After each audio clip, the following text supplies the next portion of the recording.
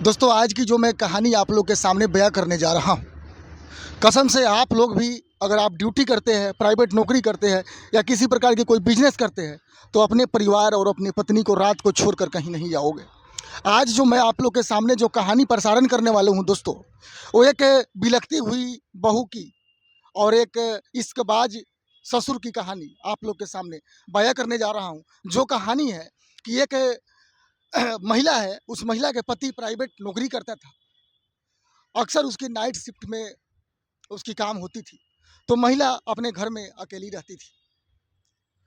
उस महिला को अकेले पा करके ससुर का नियत कुछ अजीब सा गंदा नियत अपने बहू के प्रति होने लगता था। बेचारी उस बहू के साथ ससुर जबरदस्ती जा करके और तरह तरह के हरकतें करता था और धमकी देकर उसके साथ जबरदस्ती रेप करता था। कभी कभी तो दोस्तों उसको रेप करते टाइम वो चिल्लाती थी तो मुंह दबाकर मुंह में रुमाल ठूस करके उस बेचारी बहू को परेशान करती थी। लेकिन दोस्तों ऐसा ही होता है कि एक न एक दिन इस प्रेम का गांठ वो बहू अपने खोल ही देती है, जो सुनने के बाद लोगों का दिमाग जो है पैरों से तले जिसको बोलते हैं दिमाग घिसक जाता है। सदमे में लोग पड़ गए हैं कि ऐसे ऐसे घटना हमारे देश में हो रहे हैं। कैसे अपने ससुर पे, कैसे अपने बाप पे भरोसा करेगा जो आज चंद मिनट के हवस के लिए अपने बहू बेटी के साथ लोग तरह तरह के घिनौनी काम करने पे तुल गए हैं। तो दोस्तों, मैं हूं कुमार अब है और आप देख रहे हैं आप लोग सच्ची घटना। दोस्तों, हम कहानी आप लोग के सामने प्रसारण इसलिए कर रहे हैं कि आप लोग भी जागरूक होइए और आप लोग भी अपने बच्चे और परिवार का सेफ रखें और ख्याल रखें। दोस्तों, आप लोग कहाँ कहाँ से हमारे वीडियो को देख रहे हैं, कृपया आप लोग कमेंट बॉक्स में जरूर बता देना प्लीज़ दोस्तों, और एक लाइक जरूर कर देना। बिना देर किए दोस्तों, ससुर और बहू का स्टोरी आप लोग के सामने बयां करता हूं। चलिए, पूरा मामला क्या है। गया में एक ससुर अपनी 28 वर्षीय बहू से लगातार 6 महीना से रेप कर रहा था। महिला ने बताया कि ऐसा लगता था जैसा मेरा ससुर को इसकी लत लग गई है। वो रोज हमारे कमरे में चले आते थे और जबरदस्ती कपड़े सारे उतरवा देते थे और मेरे साथ जबरदस्ती रेप करते थे। महिला ने अपने पति से इसकी शिकायत किया, लेकिन पति पत्नी का साथ देने की बजाय अपने पिता का साथ दे रहा था। दोस्तों, क्या मामला है कि अपने पत्नी के बजाय अपने पिता के साथ दे रहा था। पति उससे कहता है कि चुप रहो, ऐसा हो ही नहीं सकता।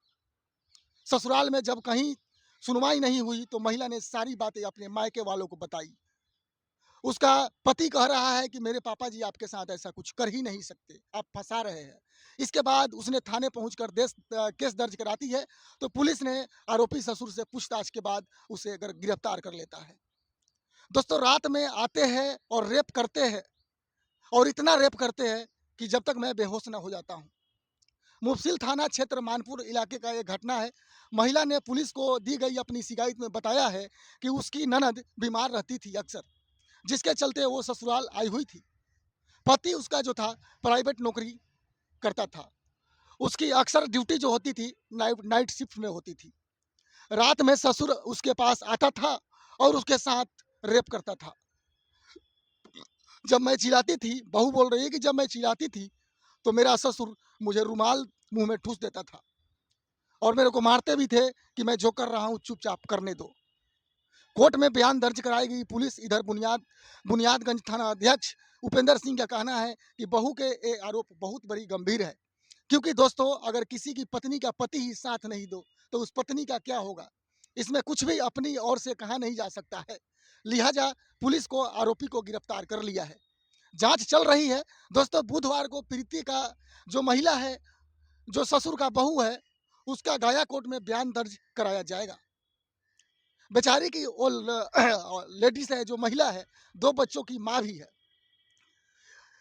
3 साल के 2 बच्चे भी है। महिला के शादी के महज 5 साल पहले हुई थी।